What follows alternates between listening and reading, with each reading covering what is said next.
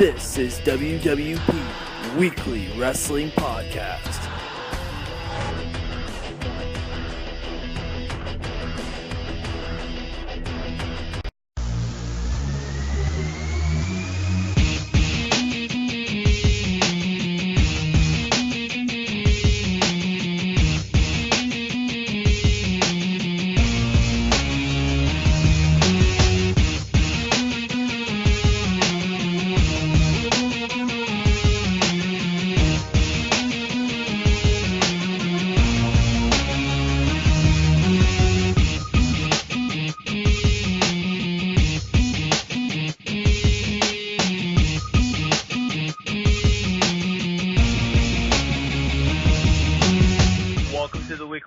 Podcast. I'm your co-host, Matt Taven, and I'm being joined by a member of the Kingdom right now, as I'm being joined by the newest member of the Kingdom, and Matt Taven. What's going on, man?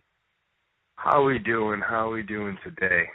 Oh, man, doing very well, especially when we got a member of the Kingdom on the line. What's going on, man? Of course. Kingdom. Hey, big things. I'm actually running around right now just trying to get some stuff done because me and Mr. Michael Bennett and Maria Kanellis are off to Japan Thursday. Yeah, man. Holy. Talk a little bit about that experience. Talk a little bit about that opportunity to go to Japan and just, wow. Well, for me personally, it's, something I've always wanted to do just because of the people that I idolize in wrestling. It seems like a rite of passage as you move up the ranks in wrestling to go to Japan and test yourself against the foreign talent. And it's always been something on my list of things to do, and for it to finally happen and for me to be heading over there with two of my best friends, I mean, it only could be better one way if Cole was coming with us. But he's got some big matches back in the States while we're over there. Absolutely, man. Talk a little bit about going to Japan with somebody who's no stranger to you and Michael Bennett. I'm sure you guys know each other very, very well. This wrestling world is full of people that you call friends, and, who knows what they actually are. But me and Michael Bennett have been, since day one of me in wrestling, I've been friends. And he definitely took me under his wing when I was younger. And now we're at a level where we could go, be in the World Tag Tournament in New Japan together. Traveling the country for almost 2 weeks. It's quite a bond that we have, and I wouldn't want to go take this trip with anyone else, that's for sure. Definitely, man. Now, take us back a little bit. In August, we all thought you were done with Ring of Honor, and we thought you were going to move on to greener pastures. Talk a little bit about the transition into getting back into the Kingdom. And that's the thing. It's a very natural transition because Adam Cole and me, we've been friends since we started a month apart. Started wrestling, our wrestling careers a month apart, and it seemed like we used to always just bump into each other as we moved our way up, and we became good friends along the way. And to jump into something like the Kingdom, for me, it seemed like nothing. It seemed like we were just hanging out with our buddies because that's exactly what was going on. These are my buddies. These are the people that I travel with, the people that I talk to, and I think that's why it just comes off the way it does, because this isn't put together by anyone else. It's put together by us. Even before, when you were doing the whole House of Truth thing, it seems like every time you're doing your own thing, you're having a blast doing it. Well, you gotta make the most of everything, and no matter what I'm doing, I'm trying to have as much fun as possible. That's why I'm pretty stoked about this Japan trip. Get to see the country, get to check that off the bucket list, and also get to wrestle some unbelievable matches. So you can't ask for much more than that. Talk a little bit about some of the things you're going to be doing over there. Talk about some of the matches and some of the opportunities that are going to be going down over there. Well, we're part of the World Tag League Tournament, historic tournament. Such winners as, Hogan and Naki back in the day won the tournament as a team. I mean, there's just been countless stars that have been part of this, and that right there alone is like, yes, put our names right on that list. But, the people that we'll face over there, the biggest stars in New Japan, Okada, Tanahashi, we're wrestling them all. and we're really going to show everyone, what this kingdom thing's all about. And all the doubters, all the naysayers, all the people that love to say what they want to say on the internet, we're going to shut them all up, and we're going to do it on a global stage. Talk a little bit about the criticism that both you and Michael Bennett have received. I'm sure that some of the other wrestling fans feel that there's other talent in the way, but I feel like you guys are some of the best talent in Ring of Honor, and what better representatives for Ring of Honor to go over there to New Japan? Well, and that's exactly it. What better representatives to send over? And for all the people that think they're so smart, it looks like they're not as smart as they think. Because I think that we might be the last two people that Ring of Honor would think would represent them well over in New Japan. But, it's funny because me and Mike, it seems like from day one, we've had this weird underlining internet criticism, would you say? Oh, absolutely. We get such a kick out of it. Some of the stuff tweeted at us is just, we're laughing all the way to the bank, so, please continue it. Like, if you're one of those guys that just has nothing better to do on a Saturday night than tweet me something mean, I couldn't laugh harder when I read it. So, just keep them coming. We have a blast. Do you feel a bit better going into New Japan knowing that there's an established relationship with Ring of Honor in New Japan than going in there knowing that there's really no set opportunity? Definitely. It's all wrestlers keep track of one another. And it's no surprise that Red Dragon went back and were very successful when they went back. They'd been there before. They made quite an impression. And with that relationship that Ring of Honor has, New Japan knows that they can talk to Ring of Honor and get some of the ROH guys over there for a tour or two. And it works out for everyone. So going in there, knowing the relationship that New Japan and Ring of Honor have, it just motivates us more to really make an impact and not only show New Japan what we got, but at the same time, make ROH realize what they have as well. Absolutely, man. You and Michael Bennett have also been on opposite sides of the ring in the near past, as we had you and him squaring off for the NEW Championship, the title that you currently hold, actually, and you've been having some big-time matches lately as well. Oh, definitely. Northeast Wrestling has kind of been, my home from when I started. They were the first organization to really give me a chance. Actually, they put me in the ring with Mike Bennett to see what I could do because they thought so highly of him. And when I could hold my own with him, me and Mike have wrestled a million times in Northeast Wrestling, and the people never get sick of seeing it. So I guess that says something. But I love it there.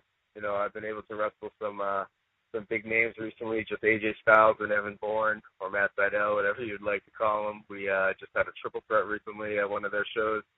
And it's another one of those arrogant smiles that gets put on my face because a bunch of people want to, say that I'm not in that league. Well, then go watch that match and tell me whose league I'm in.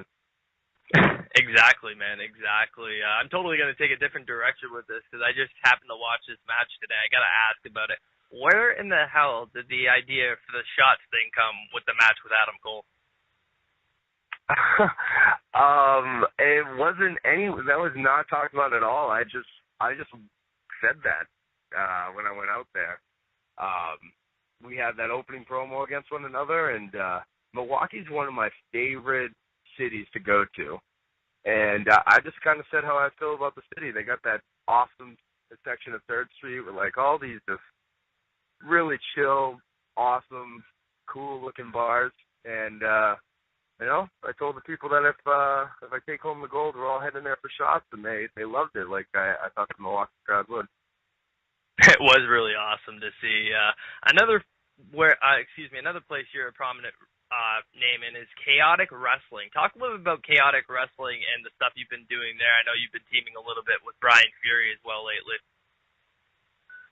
Chaotic Wrestling is hands down the best wrestling in Massachusetts. It's ran very professional. They've had a long-standing relationship with some big organizations. And then you've also seen the guys that come from Chaotic, you know, the Damian Sandown, the Kofi Kingstons, you know, these guys have stopped through there and have gone on to bigger things. And if you look at Ring of Honor, Tommaso Ciampa, Ward Beard Hansen, me, there's a good representation of Chaotic in Ring of Honor right now as well. So it just goes to show the type of talent that they have there, which is why I love it there and why I always make sure I make those shows when I'm home. As far as what I've been doing at Chaotic at the moment, I'm just kind of floating in the breeze. I might have a trick or two up my sleeve, but we'll see what happens. Chaotic Wrestling audience, you're hearing that firsthand here. I gotta ask you, even though there's a little bit of a pleasure going to New Japan, obviously, there's got to be a little bit of a disappointment, obviously, with missing out in the atmosphere of Ring of Honor's second live pay-per-view. Talk a little bit about that. You know, there it is. I mean, it's such an unbelievable opportunity that you almost throw it by the wayside, and until someone brings it up, like you know, me and Adam and Mike were hanging out after the show, and that poster was again posted around with him and Jay on the cover, and I was like, oh man, New York is going to be crazy, and you do miss it, but at the same time, if there was any reason to miss it, I think I got a good one. Definitely. And also, just been announced recently, the Kingdom, well, the Japanese travel Kingdom will be live tweeting during Final Battle. So we will have the Twitter feed of Ring of Honor. If you want to see the dumb stuff that we're saying, that's going to be hilarious. Definitely follow the Twitter feed of Ring of Honor during Final Battle Live. Oh boy, you heard it firsthand here. That's going to be something to definitely pay attention to. At Ring of Honor on Twitter. Definitely check it out, folks. I got to also ask you about the transition for Ring of Honor to pay-per-view. I feel like 2014 has been probably the biggest year in the company's history. Is that something that's safe to say? Oh, yeah. I mean, since the very first show, which was Nashville, well, actually, you know what? It was Final Battle last year. Final Battle, Hammerstein Ballroom, place was electric, and we just had this momentum going into the next year. And then the first event in Nashville in January of 2014 was so just, I think it was so motivating to everyone of like, this year is really, it's something special. And every place we went, the crowds were bigger, they were louder, the people, you know, just were more invested. And it's been something special to be a part of, to just watch Ring of Honor snowball and get bigger and bigger. And, you know, the sky's the limit. We got Final Battle. We got the anniversary show in Vegas. We're going out for WrestleMania weekend. There's some big things coming up, and I think people are going to be pleasantly surprised, and the audience of Ring of Honor is going to grow drastically in the next year and a half. Oh, I can definitely agree with that one. I'm sure you don't have the management view on the question I'm about to ask, but from a wrestler's standpoint, how do you feel about the possible, I guess, rumors per se, because of the whole Red Dragon being on the Global Force pay-per-view, of Ring of Honor working with Global Force Wrestling? You know, I don't really know that whole deal. I'm not really sure what Global Force is, besides that they're putting on the pay-per-view. I'm not sure if it's going to be its own promotion, if it's just going to be promoting other promotions, but anything that's positive for Ring of Honor and can grow the Ring of Honor audience, I'm all for. So I'm not sure if it will or if it won't, but if it's something that's positive for us, then, you know, I love to be seen by more eyes. I love for me and my friends to get the recognition that we deserve. So anything positive for Ring of Honor, I'm definitely for. Yeah, man, absolutely. Going into 2015, a lot of people thinking that Ring of Honor is going to be taking over the number 2 spot of the wrestling promotions. Do you feel that that's going to be the case? I mean, in some people's eyes, it already is. So, I guess we just got to keep doing what we're doing because we're doing something right. But I'm not here to rank different promotions. It's someone else. Absolutely, man. But I think that Ring of Honor speaks for itself with its growth and its the quality that it's putting out. Hey, man, it's always great to have another place to work. But, yeah, Ring of Honor, man, it's just the product lately is just absolutely unbelievable. Going into Final Battle, going into Ring of Honor's second live pay-per-view. I'm sure you guys got a hell of a lot more planned as well, like you said. So it's just going to be a crazy road going. Definitely, man. Now, you also worked with XWA. You actually recently did a huge six-man contest, which involved anybody and everybody you can think of between Ricochet, Hanson, Julian Starr, Shane Strickland, Ricky Reyes. Like, what the hell was that? It was an experience, that's for sure. Anytime it's a match like that, it's you just kind of have to control the chaos and just watch your back. But is there a way to do that? Almost impossible. I mean, I looked up and all of a sudden Ricochet was floating and twisting like a beautiful butterfly through the air. I didn't even comprehend what was going on until he landed on top of me. So you just never know what's coming in that match. And with all those guys, geez, it was quite the mess. But in the end, it came down to me and Ricochet, and I think he used an illegal kick because I don't really remember how that match ended. I'm sure you had a concussion or two from it. Oh man. Oh man. Talk a little bit about Beyond Wrestling as well. I know it's somewhere you don't get to as often as you probably want to, but talk a little bit about being at Beyond Wrestling. It's a really special place.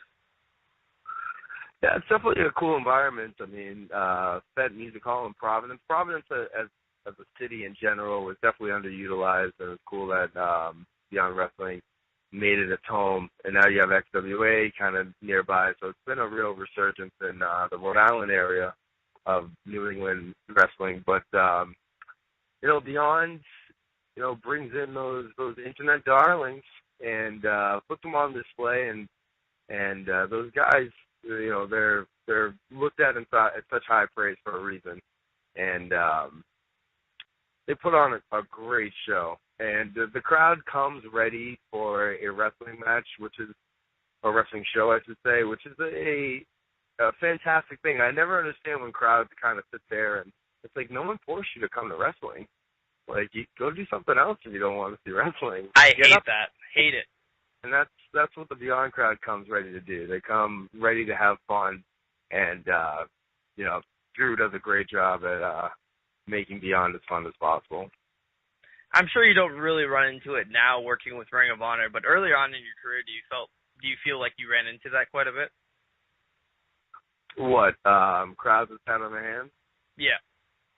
Yeah, I mean, every once in a while. And it's your job as a performer to kind of get them up, but I don't know. I just feel like me personally, like I love music, so I go to a lot of live concerts, and I go ready for a concert. I don't go like, the last thing I want to do right now is get excited for a concert. Why would I go to a concert if that's how I was feeling? That's just sometimes I ask wrestling fans. I think maybe sometimes on the indies, a real small crowd will everyone's too embarrassed to get into it, but thankfully those days have kind of gone to the wayside, and like I said, the Ring of Honor crowds have been unbelievable. So it's tough when you do a string of Ring of Honor shows and then you accept an indie date and you go to the some whatever promotion, and the crowd's kind of meh. It's like, last week we were killing it at the Hammerstein. You know what I mean?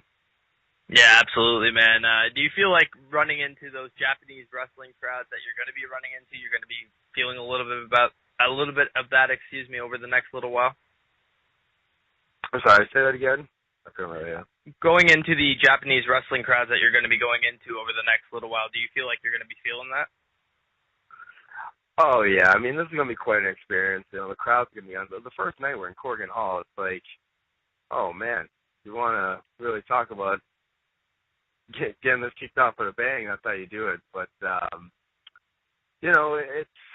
it's just exciting, man. It's something that I'm definitely gonna have to tell myself to stop and just take it all in for a second, because it's an experience that I've been waiting for, and it's an honor and a blessing to be doing it, because there's plenty of wrestlers that are fantastic wrestlers and don't get an opportunity to wrestle for such a prestigious company like New Japan. Absolutely, man. I know wrestlers don't let fans know as much as they really should, but talk a little bit about injuries. How have you been on the injury side of things over the past little while? Injuries? Yep. Now I feel like you jinxed me, because I've been pretty good with as far as injuries. I mean, I had I'm knocking on wood for you, man. I had a couple of broken ribs earlier in, I think that was around April, May. And so that kind of limited my action, but it really only took me out of the ring for about a month. But besides that, just besides the little aches and pains, I mean, I think every wrestler would have the same complaints that I do: my lower back, my neck, every once in a while my knees, my elbows. Doing certain moves like the frog splash. Anytime I land the frog splash hard, my elbows all swell up, and it just comes to be accepted after a while. But to be honest, I've been so blessed that there's been no major injuries. I watched guys like Tommaso fight back from blown ACLs, and he's just one of the many. You got Andrew Everett out right now. You got guys like Ray Rowe out, Silas out. It's tough to see, because you feel for these guys, and no one wants to see another guy go down. It's just, you put yourself in that shoes and you think, geez, what would I do if all of a sudden I couldn't wrestle? And thankfully everything's been pretty good with me on the up and up, and I think the biggest part of doing that is just keeping going. Even when I broke my rib, I was trying to work out as much as possible, even though my workouts were limited. But just keeping that physical exercise and keeping all my body parts just moving and not getting kind of cold and rusty. I think that's been a big help with how healthy I've been able to maintain myself. Yeah, man. With you being a high flyer, does future Matt do you look in the future at future Matt and be like, oh man, you're in for world of trouble? I think every once in a while when I get up, like after a plane ride home, and I'll go to sleep when I get home, and I'll get up from that and my back's all stiff, I'm like, oof, when I am older, this is going to be bad. But at the same time, it's just like, would I want to do anything else in the world? Like, I wanted to wrestle since I was 6 years old. And if I wasn't doing this, or if I wasn't wrestling, I wouldn't be doing what makes me the happiest, because that's obviously why I'm wrestling and why I continue to chase the dream.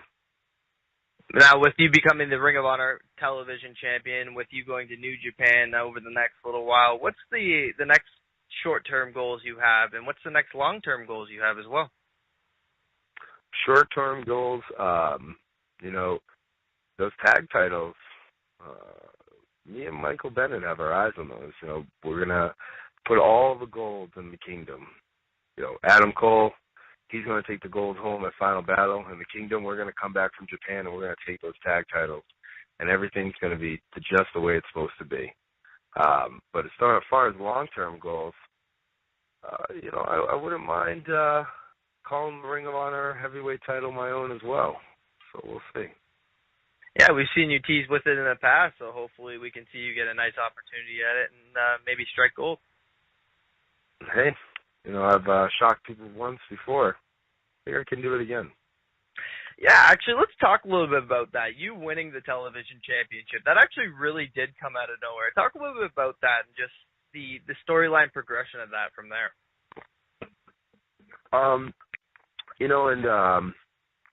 The Ring of Honor fan base has a funny mentality. They like to get behind people that they feel are the real life underdog. Like, oh, this guy's getting screwed. He's not getting the opportunities. Like, oh, we'll get behind him, because they like to be the antagonists, and it's just they're so funny. They realize, or they should realize, that they're feeding right into what we want them to. But as far as I'm concerned, mine was the opposite case. So when you have success out of nowhere in Ring of Honor, the Ring of Honor fans, they want nothing but your blood at that point. They, oh, he doesn't deserve it. He's so overrated. And that's exactly what I think of the Ring of Honor fans. They're big because they're so dumb. Because I wanted you to hate me, and you did exactly what I wanted. And it's just, it's funny because they think they're so smart. But in reality, they're looking at the internet darlings, me and Mike Bennett. Definitely, man. Looking back on that television title reign, is there anything you change about it?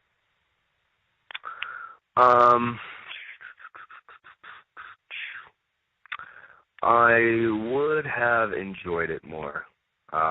It was definitely, happened quick, and I wanted to be prepared for it, and I think I was so caught up in what was next and getting ready for whatever was next, and I didn't sit back and relax and say, hey, I'm the longest reigning television champion in this company's history. Like, that's pretty awesome.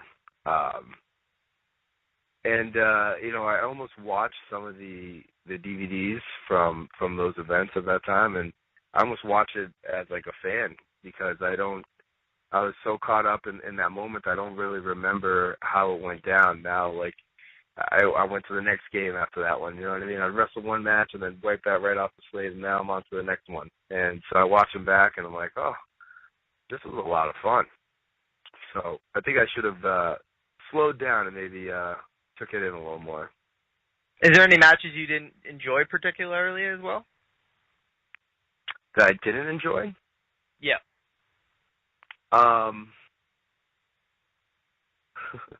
There was a bad four-way that we had one time at the very beginning in Asheville, North Carolina. But every match is, they are what they are. They're exactly what you want them to be. I mean, whether it's a good match or a bad match, I mean, that's they're matches. They're two guys going out there fighting. Like, it's not supposed to look like ballet. But at the same time, when I'm in there, I'm the 6-year-old kid ready to go into the ring and do exactly what he's always wanted to do. So I look back at all those matches as a fond memory. Good to hear, man. Good to hear. I'm sure this is probably one of the most stereotypical questions you'll hear in an interview, but what's one of the best crowds you wrestled in front of, and what's one of the worst crowds you wrestled in front of? Milwaukee is always fantastic. Milwaukee's without a doubt one of my favorite cities. One of the worst crowds. I'm sick of just Ring of Honor crowds because I don't think, everyone would know local indies. But I can't put my finger on certain crowds, but it's always the crowds that don't have, like, TV in their area or they're not that familiar, like a new building. Because even like Toledo, even though it wasn't that bad, but recently, I mean, we're in Columbus, which we've been there a bunch of times before. I'm pretty sure they have TV in that market.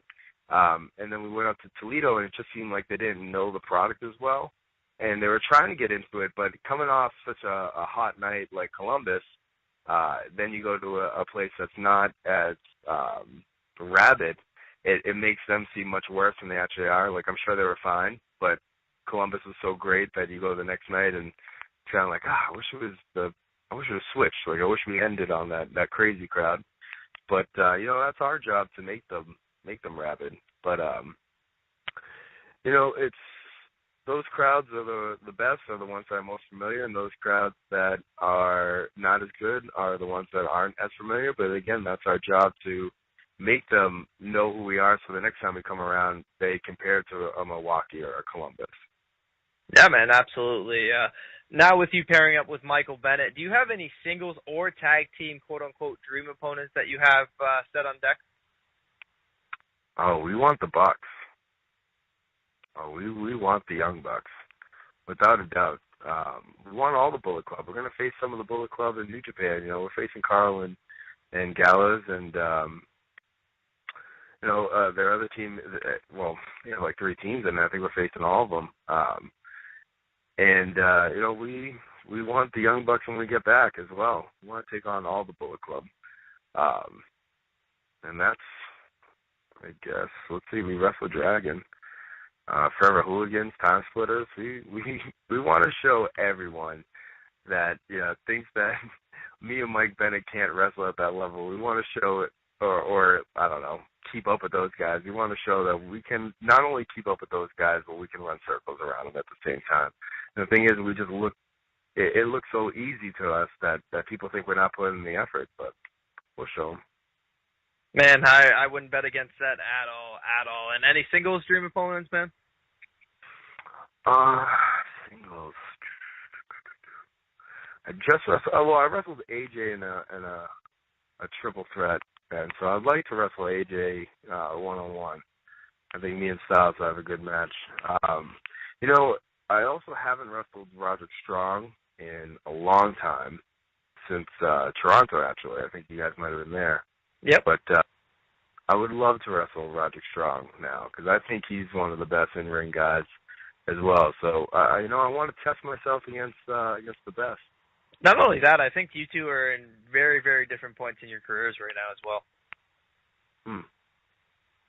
So hopefully we can get that happen very, very soon.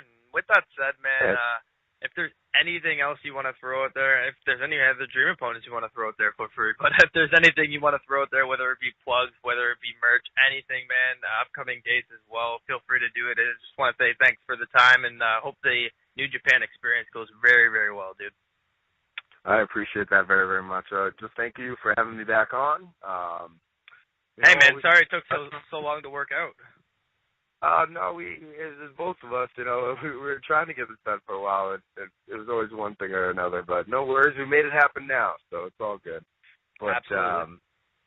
As far as me plugging my stuff, all my stuff is at Matt Taven. I mean, Facebook, Matt Taven, Twitter, Matt Taven, Matt Taven at Gmail. You can find everything as far as merchandise and, my upcoming events or dates, all on those social media outlets. Besides that, go to Ring of Honor, ROHWrestling.com. I heard the Kingdom t-shirts actually just sold out today. So, go over there and complain that they don't have enough Kingdom t-shirts in stock and that you need a Kingdom t-shirt ASAP. I'll definitely be getting one, man. I'll definitely be grabbing one. Oh, I mean, you gotta send an email over to Ring of Honor because, I guess I don't know. Maybe they're one of these internet marks, and they didn't think that we would sell that many T-shirts, and now they're all sold out, and they have a bunch of people trying to get them. So, Ring of Honor, hello, hi, Kingdom. But besides that, go to the website, try to buy a T-shirt. If they don't have the T-shirts, yell at them. And NortheastWrestling.com as well. Check them out. ChaoticWrestling.com. Check them out.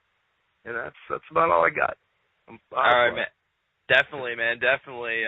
We said this about a year ago when we talked to you, and we're going to say it once again. If you're not paying attention to Matt Taven, you're missing out. Hey, it's becoming evident, more and more evident every day. You got it, man. Keep up the awesome work. We're looking forward to seeing that New Japan stuff, and all the best in the future, man. Thank you very much. It's nice talking to you. Thank you very much, man. Nice talking to you as well, and hopefully we can talk very soon. Sounds good. You got it, man. Take it easy. Bye-bye.